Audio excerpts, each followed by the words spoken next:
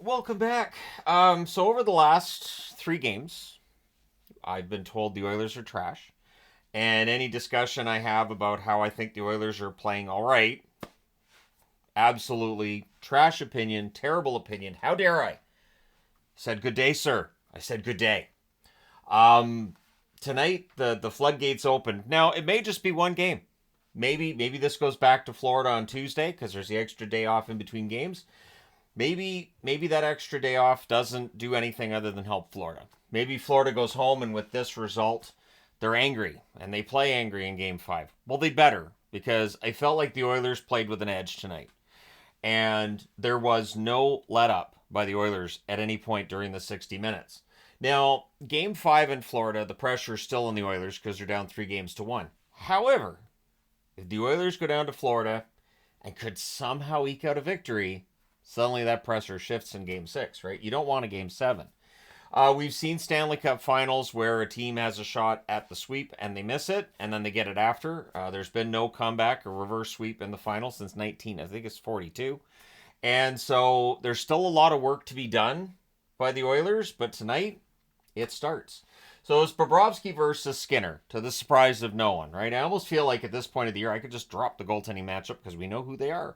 Ekholm's tonight early. Bobrovsky holds there. There's a near miss for Bennett as the Panthers get some pressure.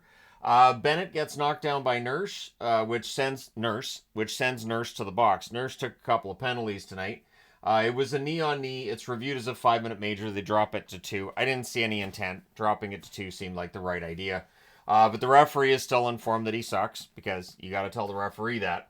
So Bennett exits. He would come back into the game. There's an early clear. Verhaeghe has a shot that's held, and then on a 2-on-1 rush, Janmark buries one. Brown with the assist at 3 minutes and 11 seconds. And more importantly, the Oilers then finish the kill. So the Florida Panthers get that power play, and it's a shorthanded marker by the Oilers. That was the fourth shorthanded goal allowed by Florida. And when Chris Cuthbert says that's leading in the playoffs this year, I'm thinking, well, that's not exactly fair to point that out since there are teams that were out in the first round that may very well have allowed 4 shorthanded goals by now in the playoffs, but they're not still here.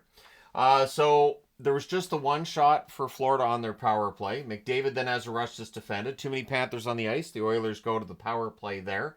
Early cycle, Bouchard has a shot that's blocked. There's more cycling. Puck's cleared out. Bouchard's next chance is also blocked. There's a late cycle, more blocking. There's a post for Draisaitl. Hyman has a chance that's held, and that was the only shot that actually hit the net during that power play, which is killed off. However, at 7:48, Henrique tips one. Perfect tip from the doorstep on the following faceoff win. Janmark and Ekholm with the assists. Suddenly it's 2-0 for Edmonton. Panthers press to respond. There's some pushy sticky on a hold by Bobrovsky. There's a post for McLeod as the Oilers press. The teams exchange rushes. The shots are 8-7 for the Oilers at the half. And then at 11:26, on a CC turnover, Tarasenko tips in a point shot by Forsling. So that makes it 2-1. A little bit of doubt in there, maybe. And I mean, I kept thinking, all right, so is this where Florida's going to take over? Well, the Oilers look to respond. Verhaeghe's then denied on a rush. The Oilers getting a little sloppy with the puck there. I thought they needed to tighten that up, and they kind of did. Things are pushy then on a hold by Skinner, and another bit of pushing on the next hold by Skinner as well. These teams really not liking each other. Panthers controlling in the second half, but at 14:48, Holloway buries one on a rush. That was the 10th shot on net to that point in the game for the Oilers, and 3 of them have gone in the net. Draisaitl and Kulak with the assists. Coming out of tonight's game, the save percentage for Bobrovsky has dropped from 953 to 913 in this final. Oilers then 10th shot, Panthers press with 3.5 minutes left. Reinhardt has a chance to save. The fans call one, the referee doesn't, so he sucks. And so it's 3-1 for the Oilers after the first period of play. But again, it's that 2-goal lead, right? So is that safe? No. So the fans call one, the referee doesn't. And then McDavid scores on a rush on what was the first shot of the period for the Oilers. Hyman and Bouchard with the assist. That's at 1:13. So the fans go from booing that they don't get a power play to cheering that the puck went in the net for McDavid soon after. So there's a goal for McDavid. He was one of the many that had a pretty darn good night for the Edmonton Oilers. Goalie taunting resumes. They've been taunting Bobrovsky, which didn't work, and I don't think it worked tonight necessarily either. He just didn't have a very good game. Fogle has a rush that's defended. Fogel's next chance is held. Panthers press at 3 minutes. Draisaitl's denied from the slot. And then at 4:58, on a fantastic drop pass, Darnell Nurse with the top corner snipe. McDavid and Hyman with the assists. The last time Nurse scored in the playoffs was against Calgary. So I want to say in 1989, but that seems kind of mean. So I'll just, and I don't know that they met. I don't think they met in 89. No. Oilers would have been out in the first round. It was the Kings. Anyway, all right, so nice drop pass, and that ends the night for Bobrovsky, who only faced 16 shots, and 5 of them went in the net.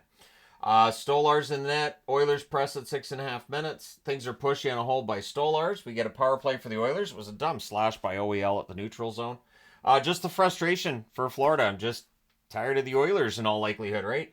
There's a post for McDavid. They cycle. Nugent-Hopkins has a shot that's held. Bouchard then has a shot that's blocked. Panthers clear. So the Panthers are really getting bruised up here, blocking those Bouchard shots.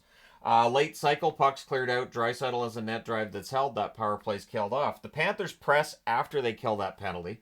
Then things are pushy again on a hold by Skinner, because that's how this game's working. The shots on net are 11-1 for Edmonton with 9 minutes left. So the Oilers in complete control at that point. Hyman's down in the crease. Bennett going to the box there. We get a hugging session breakout, because sure, why not? And out of that, because during all the hugging, Tkachuk didn't get the notice that it's just hugging, and he punches the dude. I think it was McDavid. I don't know. At any rate, we get 2 minutes of 5-on-3. So the Oilers have not scored on the power play in this series. A 2-minute 5-on-3 will help. There's a shorthanded rush by Ekblad. Then there's another clear. Then there's a near miss for Hyman. Draisaitl and Bouchard both fire pucks wide, and then Nugent-Hopkins buries a rebound and close. This goal went back and forth between Hyman and Nugent-Hopkins. I believe it'll stay Nugent-Hopkins' goal. I don't think Hyman touched it. Draisaitl and McDavid with the assists at 13:03. With that assist, McDavid, it was this assist or this assist. I know that he has at least tied Gretzky's record for assists by an Edmonton Oiler in the playoffs. The Panthers then kill off the 5-on-4. So not that it necessarily matters at this point. It's 6-1. Net feed to Henrique, near miss. There's a post for Janmark on a rush. The Oilers press after that. Nurse has a screenshot that's held. The Oilers press with 2.5 minutes left. The hitting's picking up late. But yeah, it's 6-1 after the second period. I did not put the Cobra Kai No Mercy magnet on the board until the game was done. Just to point that out. Actually, until the Holloway here. But we'll get to that in the third period. So there's an early power play for the Panthers. Near miss for Tkachuk. They cycle. Skinner ends up holding on to a loose puck. Skinner then saves on a Fogle deflection, which of course that's his teammate, but still was a nice tip by Fogle, and Skinner saves that. He ends up holding on again. Then there's a shorthanded chance for Brown. That's saved. There's a post for Lindell. More cycling. Bennett has a shot that's saved. Power play's killed off 6 shots on net during that power play. I say that's what was written down. I don't know if those shots are going to get adjusted down. It very often does. But still, Florida had a lot of chances. In fact, the shots are 9-1 for Florida, 4.5 minutes in. The Oilers' defense would pick it up as the period went along. More pressure by the Panthers at 5 minutes. The Panthers end up drawing a power play. There's an early clear and another. Pretty aggressive penalty kill. They're blocking. They're clearing well. They kill that off. No shots on net for Florida during that power play. The Oilers then get a power play. There's an early clear and another. Fogle has a shot that's held. There's a late cycle. Power play's killed off. 2 shots on net on that power play. Bennett then misses one wide from the slot. The Panthers press after that. They go back to the power play. Really chippy third period. Really, these teams not liking each other being quite obvious. There's an early clear again. Verhaeghe has a shot that's saved. He's then denied. More cycling. Ekholm has a shot that's saved. Power play's killed off. 3 shots on net for the Florida Panthers on that one. And then Holloway scores for the Oilers to make it a lot to 1.